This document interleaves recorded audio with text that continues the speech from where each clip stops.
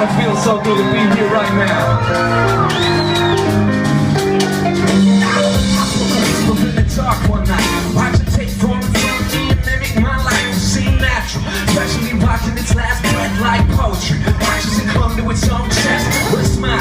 Ain't that a broken piece of the tie? You see that thoughts running and chase them around for miles if you want it. They say that old road is on it. You travel on it long enough, you'll never get off. If you believe it, everything is you when you see it in the process. Automatically think that you feel it. Automatic instincts in the brain. When the truth of it is standing outside, playing cards in the rain.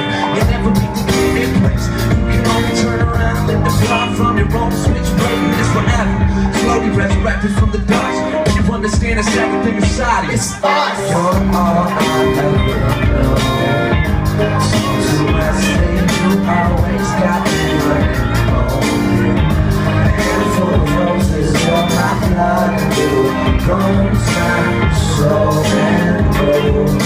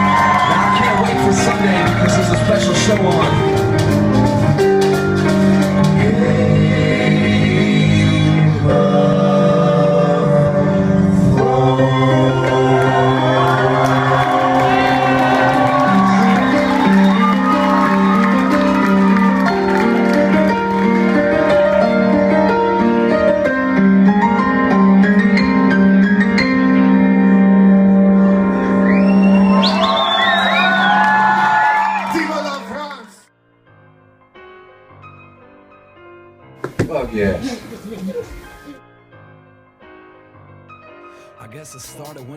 Well, my name is Benjamin Lau. My rap name is Grieves, and I am part of a group called Rhymesayers Entertainment out of Minneapolis, Minnesota. And if you don't know who we are, fuck yourself. No, you know, we're a bunch of like-minded people that, you know, come together and make music for not only ourselves, but, you know, for people everywhere. Like, it's not just an American thing or a French thing or a British thing. It's everybody feels the same way about life. You know, that stuff is so easy to translate. So, you know, that's kind of it's very realistic hip hop. It's not that braggadocio, machismo bullshit. It's very honest and real. I don't want to talk about it. You know, Together Apart was my first step into the Rhymesayers spotlight, I guess I would say. And I didn't really know what I was doing. I didn't really know what kind of record I wanted to make or was going to make. I knew what I had, and I knew that I wanted it to be clean and kind of big, so we went to this like super rap studio in New York called Blast Off, which is 52nd and Broadway, which is Times Square, downtown, you know, New York.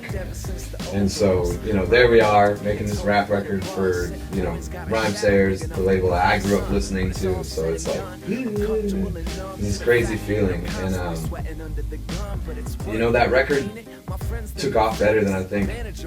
I know definitely my side thought that it was going to, and Rhymesayers seemed really impressed with it, you know, for being kind of the first step into that world. And thank you. Which is kind of funny because I didn't really think about it much. It was just kind of like, there you go. And the record kept reinventing itself, and new people kept it, you know, discovering it. And so there was more traveling, more touring, more press, and just more talking about it. So normally like a record cycle is like a year or something like that. This has gone for over 2.5 years, and it was I never had the time to sit down and think or focus or write a new record. And so when the new record came around, I was like, shit, I gotta write this record. And like, people are still discovering this last record. Like, how do I write a record that not only allows them to continue to discover the last record, but allow them to take a step forward with me with this new record? And it kind of drove me crazy. Like, I didn't really know what to do. And personally, like, a lot of shit was going on in my life. Like, we had a pretty bad fire. And just like crazy shit just kept happening to us. And it was just like, didn't feel like I could get a break. And that was the period in which I was writing this record. So there's like kind of a darker thing going on with this record. And it's not just that, but it's like, I spent my whole career pretty much saving up the money to get this place that we have now, and it was like a studio and an office for all of us to be able to, you know, keep all the merchandise and the gear, for me to work, for them to run the online store out of, and it, you know, we finally got it last July, and it was like a big deal, and we burnt it to the fucking ground, man, and it sucked. Like, I lost a lot of faith in just the world around me. I guess I was just like, fuck, I can't get a break right now. And you know, after that, like, our van exploded and like a bunch of bad shit just kept happening. But that fire made me approach the music differently, because I lost some stuff, so I had to reapproach some stuff. You know, the money problems that came from that helped me approach the fact that I've been a little reckless with that side of things. You know, the van exploding showed me, like, hey, fucking break off the road for a second, man. Like, and it took me a while to kind of discover that, but that's what that's what Winter and the Wolves is about, is discovering these new paths and actually healthy things out of negative relationships with the world around you.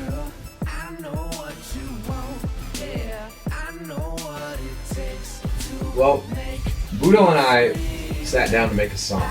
That turned into a record. That turned into Life on the Road, which turned into me signing with the Rhymesayers, which turned into another record, and turned into 2 Years on the Road. We didn't plan on that at all. And we both had kind of dreams and ideas of what we wanted to do creatively and artistically, and we didn't really get to do that because we were locked into this crazy Budo thing. And towards the end of it, like, we just weren't getting there, like, creatively. Like, we'd sit down to write a song. I wasn't happy with it. If he was happy with it, I wasn't. And if I was, he wasn't. So it was just kind of like, God, we milked this cow. Like, it's milk. And so we kind of just sat down and were like, let's do that stuff. You know? Like, we always knew that we'd have to someday, and let's just do it. And it's been great for both of us. Like, to be able to find that freedom in our art again has been amazing. And a lot of people, since it's hip hop, they're like, oh, you guys got beef? No, we don't have fucking beef. He's still a dear friend of mine. We just don't. I see that everywhere. Idiots. Fucking idiots, man. It's like, no, we just don't make music together. Like, what's the big deal? Like, I guess maybe if that's what you know, maybe you feel robbed or something. I don't know. But like, sitting down to make this record, I wanted to work with somebody that writes records, makes records. And that's what B. Lewis does. He's a record producer. He worked with... not just a beat maker. Yeah, he's not... Thank you. Yes. There's a clear difference between those two we things. can hear this in the album. There are a lot of live instruments, a lot of melodies. Yeah, and lots of different, you know, sequencing, and just the way that the music is approached is different. And I wanted that so badly. So, you know, I met B. Lewis through the Bad Rabbits, because he produced their record. And I flew out to San Jose and started working with him, and when it clicked, it clicked. And I really, really liked it. And I would love to continue working on that kind of idea. Whether it's with B. Lewis or other producers, you know, I'd love to sit down. Because I have what I have, and I can always bring that to the table. But it's nice to have someone else bring their influence in and be able to just kind of join them in and see what happens.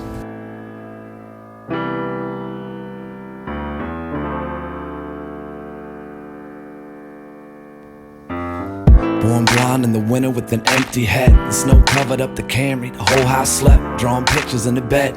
Waking up and racing down the stairs, trying to catch my breath was so simple. Superman, trick or treat, wet socks, bike rides in the summer to the best spots. Could've sworn I was king of the best odds, running around with the dogs in the backyard. Growing, never knowing what the past done, living life like the mystery of packed lunch. Getting whooped in the playground, scratched up, coming home after school on the last bus. Back then it was all about laughs, hit the corner store for the new Fleer packs. Mine was a religion and happiness was a fact. It's a shame how the time goes past, moving so fast. It's like I'm moving at light speed. Slow down. You need to slow down every once in a while sometimes, to see how the world goes round. You need to slow down every once in a while, 'cause you don't know, you don't need to go so fast.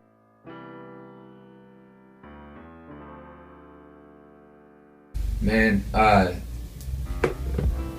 I grew up listening to those dudes. I'm not above saying it. Like, they influenced me greatly in my life and in my career. The most rewarding feeling that I have from all of that is the fact that my idols are my peers now.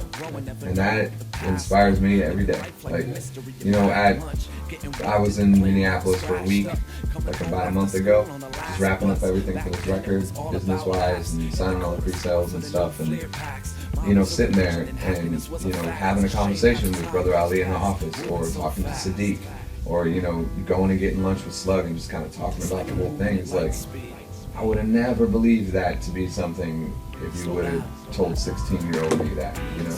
I would have called bullshit on you so fast. But it's great, and it's really inspiring, and I truly believe and care about the things that those guys have to say. So it's good for me. It's a great place for me to be. Well, you know, when I first signed with Rhymesayers, I was catching a lot of backdraft because I left some bullshit-ass wannabe record label because they wanted me to sign a contract that was just not happening. Like, it was a terrible idea. And I got a lot of backlash from the artists on that label and the followers of that label. And Slug was the first person to get me on the phone and talk to me about it. Because I'd never experienced anything like that before, and I didn't know why everybody was hating me for making a good decision. And Slug he didn't owe me shit. He didn't have to talk to me. He didn't have to do any of that stuff. Didn't even really know me that well, but he was the first person in my corner. And I will always respect him for that. And then I was immediately, once I signed, I was brought out here. First place I ever played in Paris is right here, in this fucking venue, right here. Sold out with Brother Ali. And they sent me out here with Brother Ali. And Brother Ali sized me up first day, wanted to make sure that I wasn't, you know, like, coming in from that other label, seeing what I can get for myself so I can take off and start my own shit. And, you know, after that, like, he always cared what was going on in my life. Like, he would call and check in. Brother Ali would call and check in on me. Like, that's crazy. You know, I've met their kids. It's cool. They're great people. Everyone on that label is really good people. It's a family. Except for Prop. Fuck Prop. Just kidding.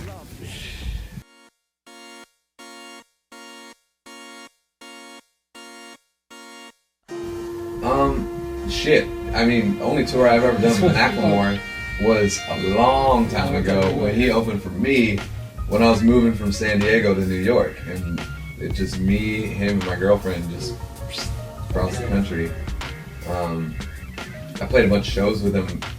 I haven't played any shows with him since he's now like fucking Michael Jackson famous, but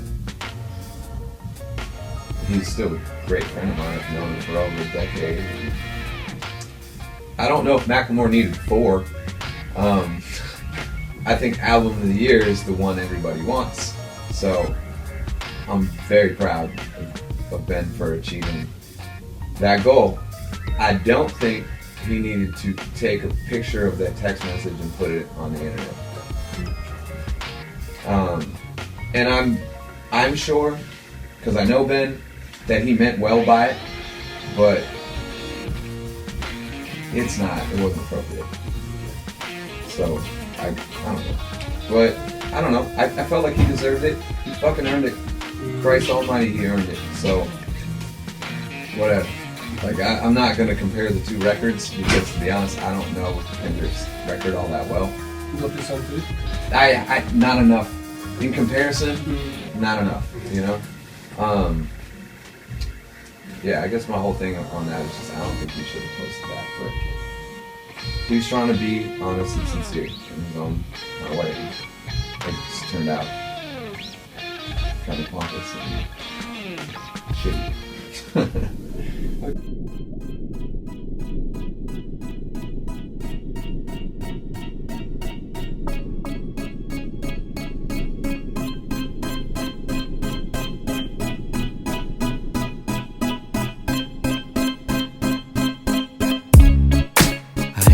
Scholar, I don't write no books. I don't spend my money on the last girl, honey. She hates my guts. I paid my rent late, so my landlord's angry. And all this shit keeps piling up and trying to hang me. I give my loving on the run, So don't you try to slow me down and walk around. Sick of trying to strum along with your love song. So leave me here to pour another drink on the rocks. Oh, orders will hold you down to the ground until you're crawling on the gravel like a regular guy. Oh, orders will hold you down to the ground until you're drowning in your sorrows with a ain't got no savior, nah, ain't got no time. No, I'm stuck with time that I come through and swallow up my last dime.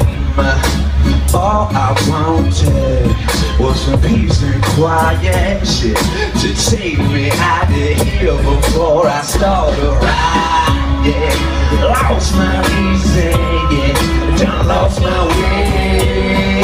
Done sat here for hours and heard all the songs that you drew my face. So keep your sunny days away from here. I'll pull it down and smile while I said life's been on the rocks. I've taken my last shots at holding. Let me hear you sing it, come on. Life's been on the rocks. They sound like no baby angels. Let me see you clap those motherfucking wings. Come on. All of this will hold you down onto the ground until you're crawling on the gravel like a regular guy. Oh, all of this will hold you down onto the ground until you're drowning in your sorrow.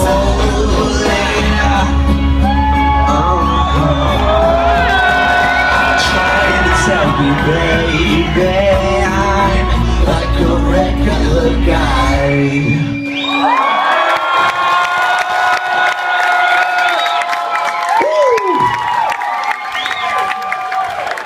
Well, you guys have just become my favorite.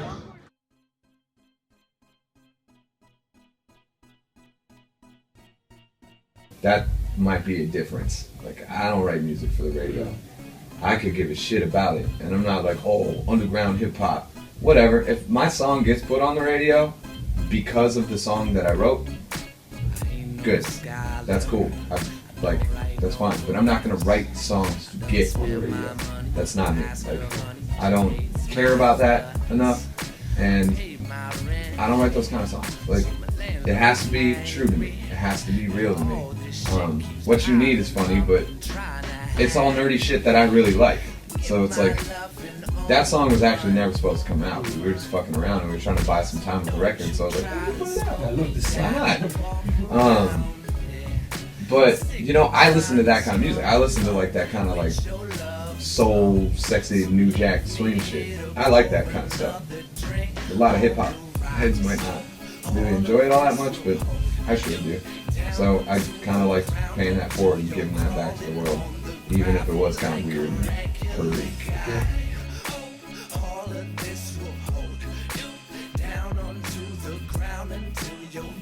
I'd say probably still one of my all-time favorite records is Voodoo by D'Angelo.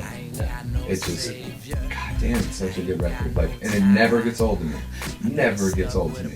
No matter how many times I listen to it. And I listen to it like on a weekly basis, like several times a week. And I can't get sick of it. And that says a lot to me because even still, like I find new stuff in the songs.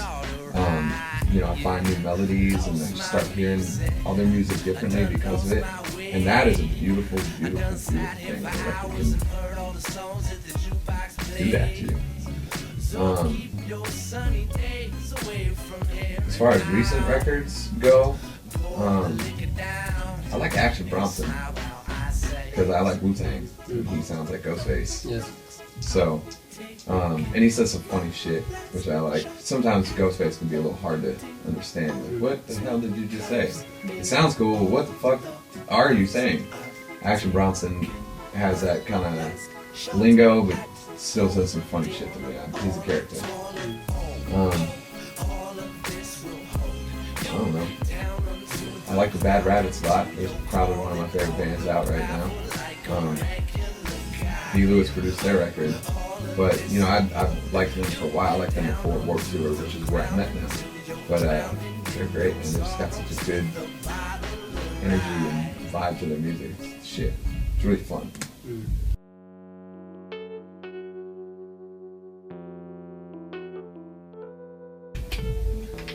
Well, I would love to work with Questlove. I would love to work with Questlove, or I'd like to flip it around in a completely different world, and I'd love to work with Rat-a-Tat. Ali said me the same thing. He want to work with Questlove. It's his dream collaboration, and Mos Def. Yeah, no Mos Def for me. Rapper-wise, Pharoah Monch. I fucking love Pharoah Monch. That dude can write his ass off, and he's asthmatic like me, so. Oh, you're asthmatic? Oh yeah. Yeah. I get asthma and allergy shots once a month I have to get them for 5 years. Hopefully I'll be better after that, but it's pretty much plagued me my whole life. So. Thank you very much. Thank you. Smelling like a fresh pick roll.